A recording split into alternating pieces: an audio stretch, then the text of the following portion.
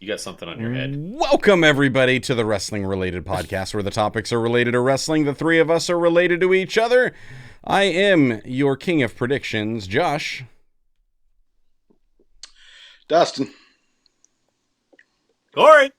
Yeah, and you guys are catching us as we wrap up Crown Jewel. And guess who won the crown? See what he did there? See what he did there? Huh? I did. Huh? I did. You know what's great But about you me know- winning? You know what's great about me winning this? Not just that you guys lost, which is fun, And it and gives not you a just chance that to I dust it off. won, that is fun, but the fact that John Hayes left a comment on last week's video, and he was really hoping that Corey would win because he wanted AI to take over my predictions, and no soup for you, John. Well, can I just say before we get started on the recap thing about this and everything, that is one pay-per-view I would not be proud to win even if I did win. I thought it was Really? horrible. Overall. Really? Yeah. It's the only Just thing my I haven't watched this week. So thanks for that. But I didn't think it was bad. I thought Collision was better, but I didn't think it was bad. So, Yeah. I will say the highlight, in my opinion. Are we getting into this already? Shall we go ahead? let's talk sure. about How do you want to do it? the Do you want me to lineup. just do a rundown, a quick little rundown of the matches, and then you can give me your thoughts on them? Sure. All right. So, We gotta rate them, right? yes, in no Hacksaw. particular order, we had the ladies' match: Bianca Belair and Jade Cargill retaining their title against Damage Control, Chelsea Green and Piper Niven, and Lash Legend and Jakara Jackson. Yeah, the only way that would have got, I'll just give it. I mean, I guess a Batista is always 2 thumbs Absolutely. down. But Absolutely. the only way I would have even remotely given it an Orange Cassidy is if somebody other than Bianca Belair and Jade Cargill would have won. Like, I might have given it this if Damage Control won. But in order to get a hacksaw, Chelsea Green would have had to win, and then I would have had to resort to letting AI make all my predictions for the next PLE or PPV. No, And I would have been giggling my butt off knowing full well that both of you were like, oh! Yeah. Number one, shows the highlight of the entire match. The highlight of the entire match. And since Jade Cargill has come to the WWE, has there been a PLE that she hasn't had a botch in? Because I can't think of one. Is there a match that she hasn't had a botch in? Okay, fair enough. Yes, there was a match that was 99% Bianca Belair, and she came in, kick, and pin, and it was over. Okay. So, All right. horrible match. Yep. Moving on, the match that wasn't a match that didn't actually happen, so nobody got any points for that because it was essentially just like it wasn't even a no contest. There was just no match. But it was Randy Orton versus Kevin Owens, and yeah, I mean, it's good seeing Sean Devari again. Hey, how are you? yeah. Hey, I did get a kick out of them bumping people. You know, Jamie Adam Noble Pearce taking a bump, adding Adam Pearce taking one.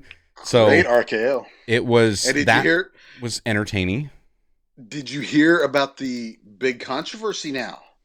No. Ooh, Adam Pearce making a comment says, "Oh, maybe. after I end up getting an RKO, now all of a sudden the SmackDown general manager is nowhere to be found. He ran away." So they're already starting that between Aldis and Well, Pearce. of course he was That's going gonna to. end up He's being a like, WrestleMania thing, you just got yours. I don't want to get mine. I'm out. right? Hang on. Should they do that for the next draft? The next draft, whoever gets the first pick, the winner of that match. There you go. That would actually make the draft somewhat enjoyable to watch. That works. Yeah. Yeah. I also think it would just be hilarious if they did a legit draft just where Adam Pearce and Nick Aldis. where they have no clue. And it's legit. It's a shoot draft where they don't know what's going on and then they just go in and draft. Like, throw all of the writers and any future storytelling, throw a monkey wrench in everything because here's how we're Absolutely. going to do it. And then let the writers Absolutely. figure everything out. So Complete what are the chaos. odds that they're what are the odds that they're going to have a draft before the end of the year so that they can so that Netflix can get all their favorite people over on their show? No. No, they won't do that. Nope. Apparently, they've already made requests. We want this person and this person and this person and this person and this person. I mean, it's wrestling. Rules don't matter anyways. We make our own rules as we go, so people are just going to show up. So they'll call it a trade or something like that. I'm sure they'll do, even though it's outside of the trade deadline. Right. Or they'll just come up with an arbitrary trade deadline of being January 1st. So you got to get your trades in before Saturday night's main event or whatever they're going to do. I don't know. Oh, yeah, that's coming up too, isn't it? Yeah, sometime. I don't know. Okay, next one on the list. Let's go to... We'll do this one. We got LA Knight. Yeah, actually retaining. How is that happening against... Carmelo Hayes and Andrade? That was a good match. Match of the night. Really good match. Match of the night, as far as I'm concerned. That's what I heard. Yep. Even with LA Knight's little slip on the even ropes. With that. But instead of ignoring it, instead of ignoring it, he shouted out to his fans. He's like, "All right, I guess I got to go back to training sets and reps." Camp, and he's gonna do 20 reps until he hits it 10 times or something like that. Yeah. Something like that. Yeah. But yeah, you got LA Knight retaining. It was a good match. I would have a hard time picking out a match of the night because while I thought it was a pretty decent PLE, it was good. Nothing really stood out other than a little storyline. That was about it. Let's go to Seth Rollins versus Big Bronson Reed. I enjoyed it. I liked it. I thought it was good. Is it just me, or did Bronson eat that stare and get busted open the hard way? He did. Yeah, he popped his eye. Yep. Like, it looked like the heart, because I was looking, I was like, where did he bleed? And I didn't see it. And then it was like, oh. And eating it. It was good. Here's what I loved about it. I loved the way that they finish. And right after this 1, 2, 3, Bronson Reed is back up. So it's like the old school wrestling where it would be 1, 2, 3, and then the guys would kick out to show that they're still strong and they've still got some energy. They just didn't have enough to kick out before 3. And that's essentially what Bronson Reed did. And then he hops up and he's ready to fight still. And it's like, I've still got some left in the tank. I think what that did is, one, it lets Seth get the win so he can kind of move on to what's next. But at the same time, it kept Bronson looking strong rather than burying him. And I liked that. I liked the spin they put on it. So it was great booking. I like Bronson Reed as a monster. Yeah. This he's entertaining. I like him. I didn't until he did the 79, tsunamis. And then all of a sudden it's like, okay. Now I see it. Right. Now I see it. Yeah. And then finding out after the fact that was not scripted, that he just did that on his own. Like, smart. He hits a couple of them, and then it was like, I think he said that Seth said something about getting another one, and then all of a sudden he's listening to the crowd, and he's like, fine, I'm going to go do another one. And then he just kept doing it, and then as soon as it was like, it's over, he's like, nah, we'll do one more. Which, that's brilliant. It shows his growth in reading the crowd. So, yep. Loved that one. All right, the women's crown jewel champion. We all got this wrong. Liv Morgan winds up winning this. How did we not see this? How did none of us take into consideration that you've got the Judgment Day? How were we just so set on it being Tiffy time that we forgot all about Dominic and I think so. Raquel Rodriguez? And it's like two things. One, focused on Tiffy time, but 2, we were thinking that if it was going to be anything, it was going to be outside interference due to Rhea. Yeah. Now, the second that you took Rhea out of the equation on Tuesday, right, the day after we recorded, then all of a sudden it's like, oh crap. Yeah. And our predictions were in, and it was like, I mean, it'll be fine. It could still happen. It'll be fine. Yeah. So for me personally, I am somewhere between an Orange Cassidy and a single Batista for that match. Is that between Liv and Nia?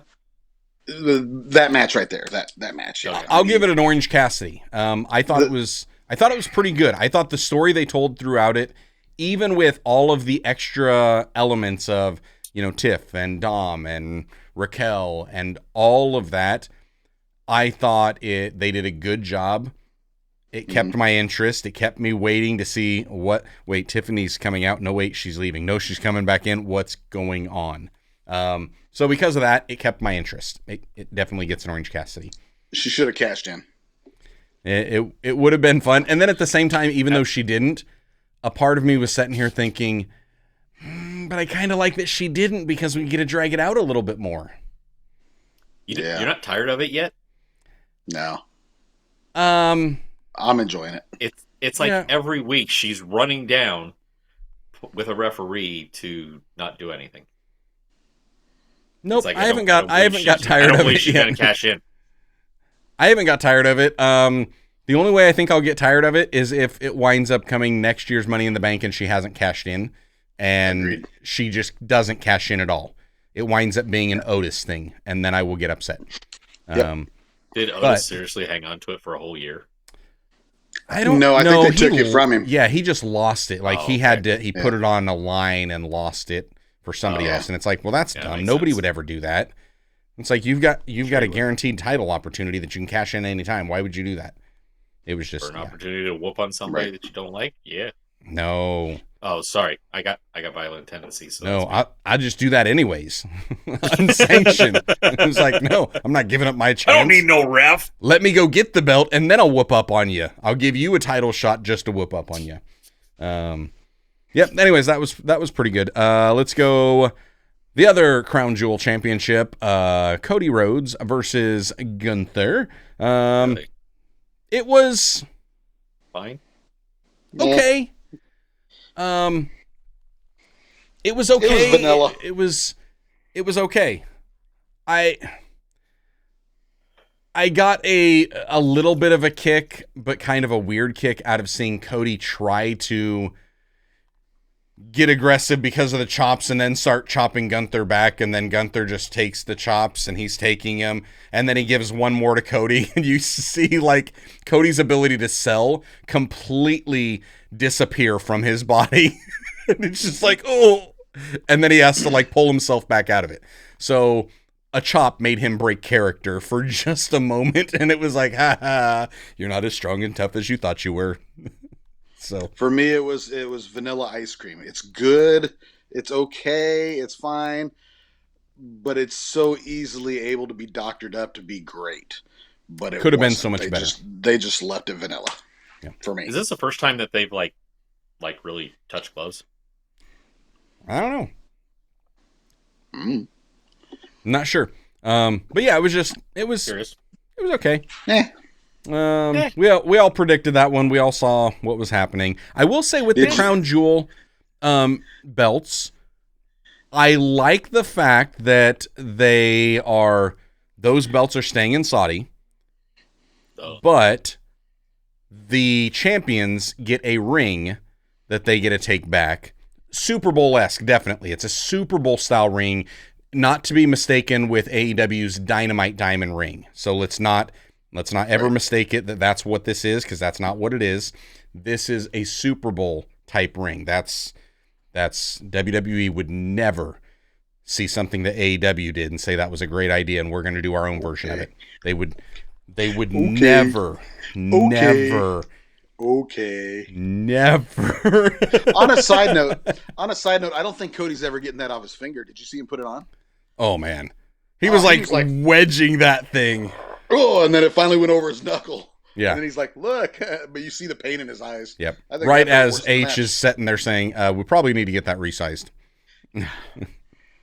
So, which was the exact opposite problem that Liv had, where it just Did they slides switch on, rings? and she has to put it over like her middle finger to get the thickest finger that she could find.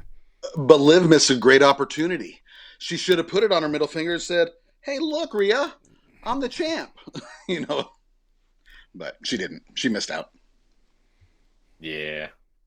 You can blur that out later, Josh. I'm not editing that. I'm going to have to decide if this one goes down with explicit content or something. I guess it's a podcast. Nobody can see what you did unless they just happen to be watching on Spotify or YouTube. And if so, all hate comments can be directed to Dustin at his handle right over there. And then this match, Bloodline 1.0 versus Bloodline 2.0. The match. So, okay, here's where I don't know if I'm doing this or this. I don't know if I'm doing this or this. Oh, I know what I'm doing. Because do I just consider from bell to bell? If it's just from bell to bell, it gets an Orange Cassidy. If it's from the beginning of the entrance until the end of the entrances, that gets a hacksaw. The entrances were good. Well, the entrances were more entertaining than the match, put it that way. For me. Okay. For me. I mean, at least we didn't have Tongaloa in there. There was absolutely nothing in that match that made that a good match for me. There was nothing in that match that made it a bad match for me, but there was nothing that made it a good match for me. It was just I would have rather watched Collision. Agreed. That's where I would say Collision all around better card than this was. I would have rather watched Stephanie Vacour and Julia in another tag match against anybody except for Jade Cargill, and that would have been a highlight reel. I would not have, because WWE would still drop the ball with that and leave it on NXT. Agreed. So we'll get to it. We'll get to it. Okay, so the thing that I loved about this, one, this is the first time in how long that we've got to see the Usos, Jimmy and Jey, back in there doing tag moves, hitting some of those sequences that we've come to love. Some of them that just looked maybe new. Something that it was like, wait, have they always done that? Because I don't remember them doing that. Some of them that were really old moves. And some that were like really old. So it was cool to see that. It was also cool in the match to see like Roman reaching out for a tag and Jey walking over, looking at it, and then tagging in Jimmy instead. Yep. Which still says there's a little bit of tension. It's like, hey, I'll be here, but we still got stuff to work out. And it's like, I like that they're still telling the storyline even in the match. And let's face it, that's real life. I mean, there's no flipping a switch and we're good now. Yeah. I mean, eventually he hits the tag. We'll get there, but yeah, I need some time. Now, did we all three watch SmackDown right before this, like the day before? Yeah. Watch SmackDown. Yeah. When Jey ended up confronting Roman and they're talking and everything, and then Roman holds out the hand and the microphone goes. Did we all predict that was going to be his one-word answer? Yeet. Because I did. Yeet. In fact, the girls came down the stairs like, what did you just say? Yeet. Yeet. Yeah. They're like, stop that. Okay. It's like, I mean, yeah, as soon as he was in there, I was like, there's going to be a question, and the only thing Roman's going to say is yeet. And he's going to do the long, drawn out, hand me the microphone, just so I can say yeet. And that was it. It was great. I liked in the match at Crown Jewel, or at the end of the match, when you get a little bit of a beatdown stuff happening, and then Sami Uso, like the crowd chanting for Sami. Yeah. And Sami comes out. It's Saudi. And Sami's there, and the crowd starts chanting Sami Uso, Sami Uso. And the way that Roman and Sami are on opposite ends with Solo in the middle of them. And I'm like, I know what's going to happen. Yep. And I can see it coming a mile away, and I love it because it drags out. Was that intentional? Was it not? And it's like, we're going for a Superman punch, and I just took a haluva kick. It's just like... Was it a haluva or was it a claymore? Because it looked more like a claymore to me. Well, and a haluva was in the corner. It was an attempted haluva. Right. Maybe it wasn't a haluva. Maybe it was a hell of a. I don't know. But it was a small variation. And Roman ate it. It A was different something. emphasis on the wrong syllable. Yes. And Roman took it. And then props to the cameraman too, because the cameraman is sitting in there and you've got Roman like doing one of these and like, what just happened? And up on the ramp behind him is Sami, and he shifts focus from Roman to Sami, and Sami kind of walking back like, that's not what I meant to do. And then it goes right back, shifting the focus on Roman again. And it was just the same camera angle, just that I was like, cameraman, you need a raise. Because that one little just racking focus here and there told so much. Buy that man a steak dinner. Yeah, exactly. So all in all, I mean, this PLE, it was, I probably enjoyed it a little bit more because it is like an afternoon one. So I'm not all jazzed up and excited for it, to round out and finish off my day. It's like I can watch it, and then after it's over, then I can go and have more fun and watch, some Iowa Hawkeye football and then watch some Collision. And it's like, okay, it works for me. So after this podcast, we got to talk about the Iowa Hawkeye football. There was a play I saw in a replay today that I'm just like, what? But anyway, we'll talk about that later. So anyways, I thought it was a pretty good PLE. I kind of enjoyed it.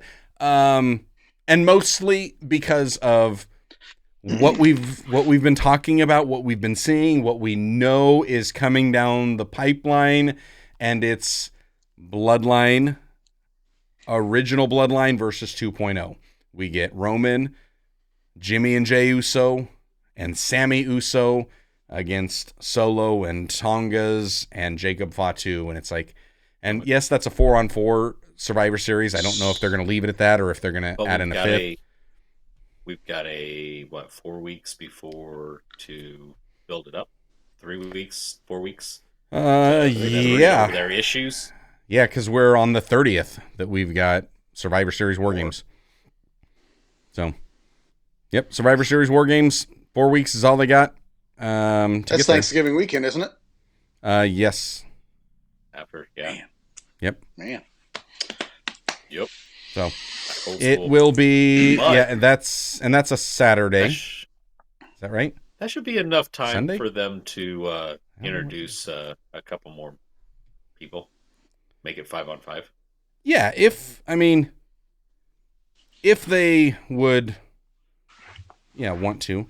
That is a Saturday. So we get Full Gear and Survivor Series are both going to be Saturdays. Head to head? No, Survivor or Full Gear is the Saturday before. Sunday. Oh. Okay. Is that right? Why have I gotten my list the 23rd? The 23rd is a Saturday. November 23rd. So it's a Saturday, November 23rd. And then Survivor Series War Games is the Saturday right after Thanksgiving. So we get one before Thanksgiving, we get one after Thanksgiving. That's going to be a week to give a whole lot of thanks. We got some good wrestling coming up. Good stuff. I enjoyed it. I'm excited for the Bloodline storyline. I want to see where that's going. I'm also looking forward to Raw tonight. I have avoided all internet spoilers. I know that it was recorded, yesterday or something in Saudi. I have avoided every single spoiler that's out there. I wanted to know nothing. I had to tell myself that this was 1992 and Raw is not live. And so it was like, I had to go back. No, I don't want you to spoil anything for me. That's a quick way for me to hit the mute button on you. No, it's just about a potential match. No. I don't want no spoilers because I'm going to go watch it here in a little bit. But yes, PLE was exciting. I'm excited to see where it's going because it looks like they've definitely built up some things that could create some more drama. Tension, some more drama. I'm excited. You know what I would love? Hey, let me throw this out. I've ragged on WWE with two things when it comes to NXT. One, it seems like they dropped the ball on certain individuals in NXT. They're trying to build up their athletes that they have brought in on whatever their old way of doing this. Hey, we're not going to actually find indie wrestlers. We're just going to go out and find people from other sports and other forms of entertainment. We're going to bring them in and we're going to make them wrestlers. And then the wrestling fans are like, oh, so this is why your product is like subpar, because you're finding people that don't actually have a passion for the business. You thought they're an athlete, right, so they must love it. No, the athletes that actually work and make a good living at wrestling, they're the ones that we've always been lifelong wrestling fans. Like, those are the people that they do well in this sports entertainment. Mm-hmm. And then the other thing that WWE with NXT has dropped the ball on is with TNA.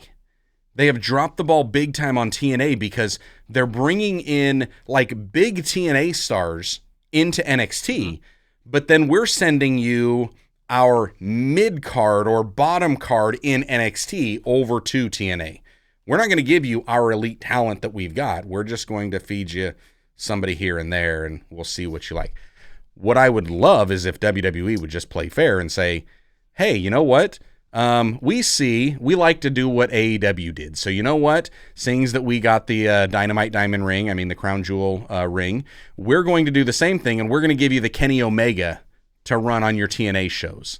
Like, why not send the people they've actually got that are on the top of the card? Send them over to TNA.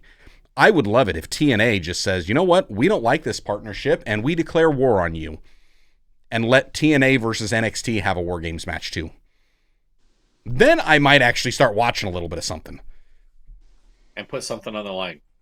Bring back the Crockett Cup. There you go. Something. But anyhow, yeah, so I don't know what they're going to do with that, but there's a lot of potential for War Games coming up. There's some exciting things developing for AEW's Full Gear as well. I've just got to sit here and say that I didn't think that I would be in a place in wrestling as a wrestling fan where my favorite segments by far have involved the women. I never thought that we would get to that place. I just never thought that I would be sitting here and saying, you know what? I love Harley Cameron. She's just kooky, and I love it. Like, yep. I don't know what's going on, but I love it. But I dislike the other chicks so bad I couldn't watch the match. Well, Thunder Rosa. Fair. Oh my gosh. But like my favorite segments, I think if I were to list like my top 10 favorite segments or storylines in pro wrestling right now, more than half of them are going to be the women. Yeah, more of them. Yeah. It's flipped. So I think that's the case. I mean, it's like I'm thinking Harley Cameron, I don't care what she does. I don't care what she says. Just she to me is like a Jay Briscoe or Mark Briscoe. It's like, just give him the mic. Mm-hmm. Just give her the mic. Just set her there and let her speak. I love it. It's kind of like, timeless Tony Storm. Put them together. Right. Where's Tony Storm? Together. Where's Tony Storm, and why is she not on TV? Hey, you know what? Last I knew. I'm okay with her not being on TV as long as you give me Harley Cameron for the moment. But I want her back at some point in time. And it's like, I want more Chelsea Green. I'm loving the Liv Morgan, Rhea Ripley thing. It's like I'm thinking about these storylines, and you guys are talking Stephanie Vacour. I would love to watch everything that Stephanie Vacour is doing if I didn't feel like WWE was just trying to bury her because they didn't find her and they didn't make her. So now we've got to put you in NXT. And before we bring you to the main roster, we've got to say that we put you through our system and you are one of ours that we have developed. Rather than just saying, this may be the best female wrestler that is out there in the world right now, and we're just going to acknowledge, here she is. Josh, you're taking a stance on an issue that is it's a non-issue, and you're just missing out. They're not. I will continue to miss out. You're just missing out. And I, I will I'm continue to miss out until WWE Oh, I'm watching her. fixes their rectal cranial inversion and gets her on the main roster, and then I'll go back and watch the stuff before. But until that point, nope. I'm going to agree with both of you with this. Number one, I love watching her. She is an Yeah, she's amazing great. wrestler. However, I do think WWE signed her for one reason and one reason only: to keep AEW from getting her. That's the way I it think looks. that's the only reason they did. That's otherwise- what it comes across as. Because like Josh has a point. Because if you signed True. her because of her talents, then why are you putting her down here with the developmental when she has been doing it for several years now? Yep. And she's been doing it But amazingly. I don't think that. But that's the thing. I don't think they recognize that. I don't think they realize it. But the second that you watch this last couple weeks, the second that you watch her and Julia in the ring with your NXT Women's Champion and the other chick that's supposed to be Cora pretty Jade. awesome, that's been there for a while. Mhm. When you watch those four women in there, your eyes go straight to one person. Mhm. Yeah. And you've got people. You got somebody with a name inside your group. You got somebody else with a name inside your group. You got somebody with a name from outside, and that's one person that your eyes are just locked on. Yeah. Why are my eyes locked on her? Because she's got that presence, and it's just a matter of time before they go. When are we going to have a spot open for her? As soon as Corey, we got the spot for her, let's go. But Corey, think about like that statement that you made that maybe they don't recognize it. What does that say about WWE? That WWE sees her and they're like, she's going to NXT. AEW sees it and they're like, we're going to put her on our top pay-per-view of the year.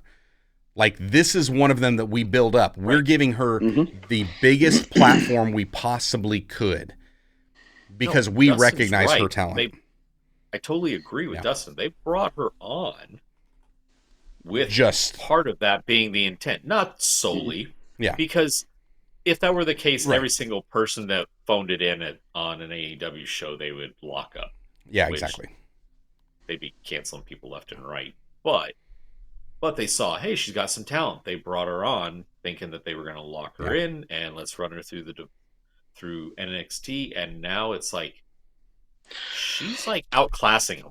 Yeah. So it's just a matter of time. Well, and my issue is that if you bring her in and you say you have to go NXT, when she comes in and she looks like she can beat any single woman in WWE main roster right now, versus you brought in the Motor City Machine Guns and they don't look like they could beat everybody.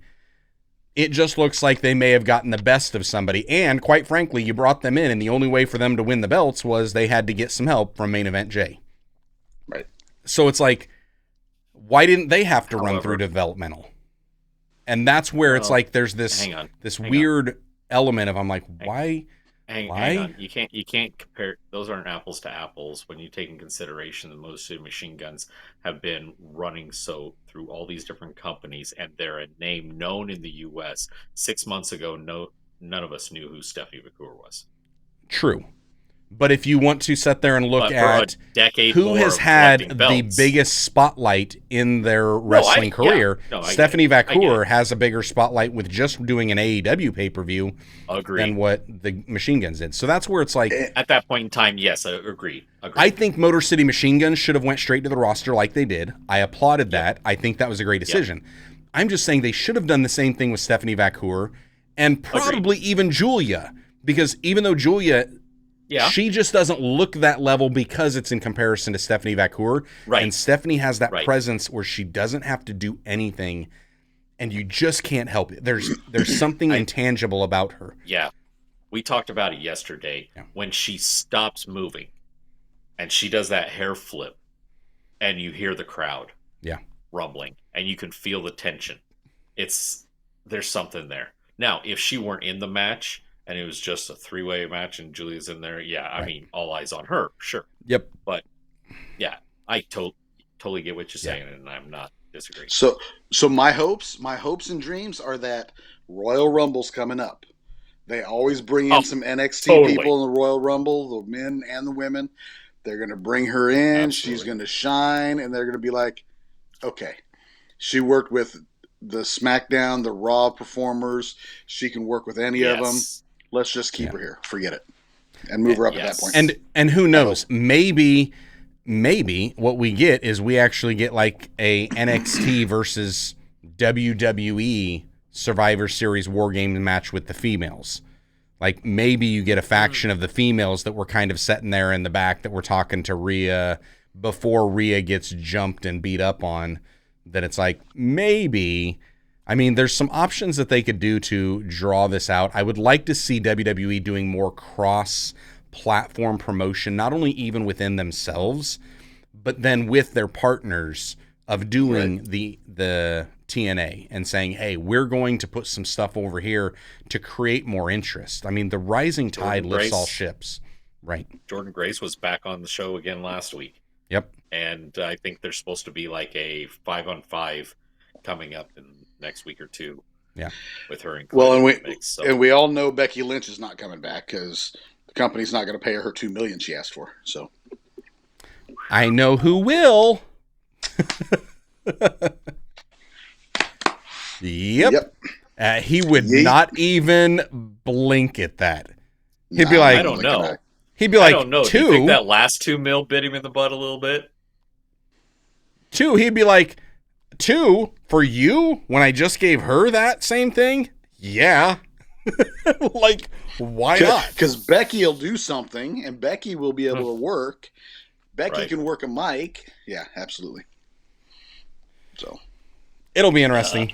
But hey. Yep. So Raw starts at what time? Here pretty soon. Okay. Raw starts here in about 15 minutes. Any other thoughts that you needed to get out about the state of the union currently as it is?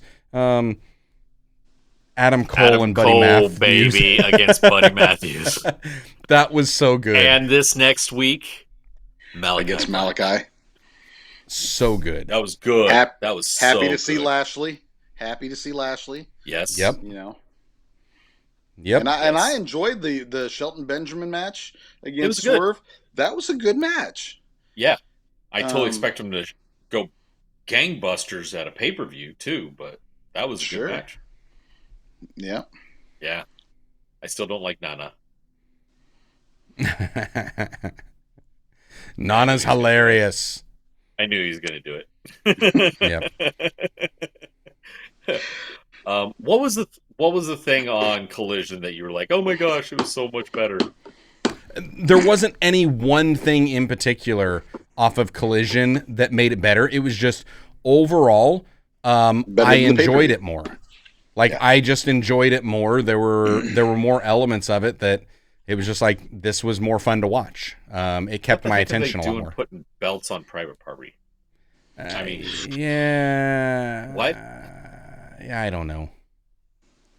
I mean, I almost wonder if maybe the Bucks are injured or something where they just have to hop out or not. Yeah, one of them has a separated shoulder, been trying to work through it, and then they decided they wanted to take some time off. Yeah, to me, it kind of feels like if you give Private Party the belt, that to me feels like, hey, we just need somebody to hold this until we bring in the people that can actually carry it and build it up. So hold this for a second.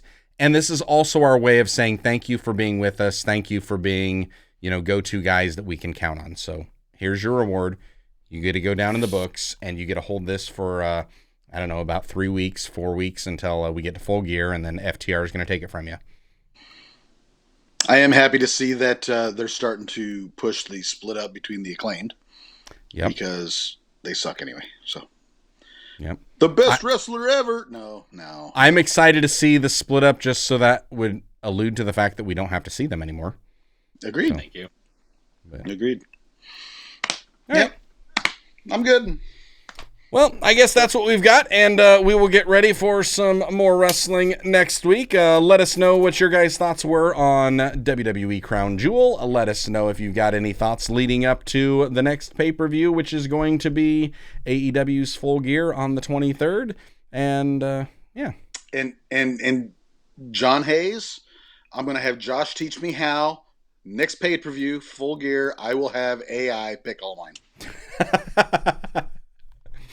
Okay, I was now just beginning to wonder why don't we all just pick a different AI to do an AI vote? ooh, So Especially we'll have one pay per view our that's vote. AEW that has 17 No, no, no, matches. no, no, no, no, no, no, no, no. That's too much work. Josh's head will start smoking trying to keep track of it. Make it I a make probably it will. make it a WWE. Do we do an actual WWE PLE, or do we just say that for WWE's Saturday night main event, if they start There to you let go. us know what the There you go. card is, if we know what the card is ahead of time, and they treat Okay. it somewhat like a pay-per-view, then we will each select a different AI. There you go. Sure. I choose Grok. I want I the don't even know X what that version is. of AI. Me neither. I think there's also Bard, which is Google's version, and there's ChatGPT, and then there's, I don't know, Microsoft has one. I can't even remember what it's called, though. I don't know. We'll figure it out. Let us know what your thoughts are. Tell us who we should Can I have. put them all in a hat? I'll just pull them out of a hat. That's your AI. There you go. So, all right. All right. Well, that's all we've got. We'll catch you guys in the next episode. Later. Bye, guys.